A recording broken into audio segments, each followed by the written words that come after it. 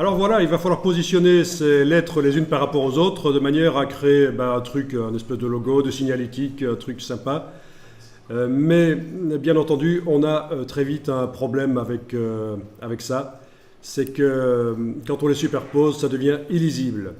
Donc la solution, c'est bien évidemment de leur mettre un contour blanc de manière à rendre la chose plus lisible.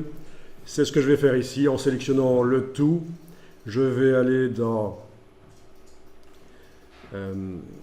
indiquer que je travaille sur le contour déjà. Donc j'ai sélectionné toutes mes formes et je travaille sur le contour et je l'ai mis en avant-plan dans la palette des outils. Je vais aller maintenant chercher le blanc dans le nuancier. Et la palette contour, menu, fenêtre, contour. Je donne de l'épaisseur.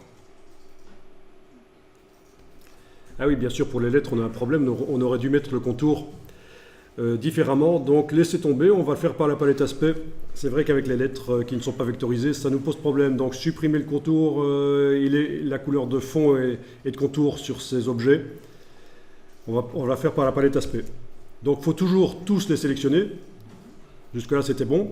Sauf que dans la palette des outils, vu qu'on a des caractères qui sont encore modifiables, il faut supprimer la couleur de fond et de contour et aller dans la palette aspect, ajouter un nouveau fond, comme on a fait tout à l'heure, donc il y a quelques temps. Ajouter un nouveau fond, voilà.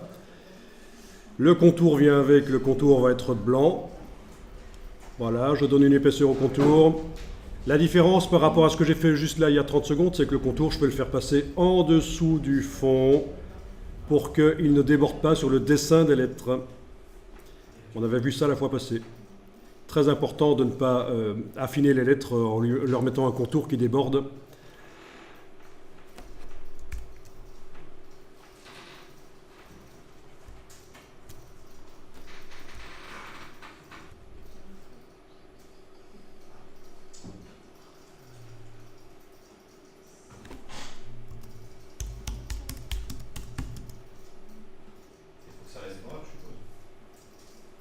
Alors dans un premier temps, on va le faire noir absolument, oui.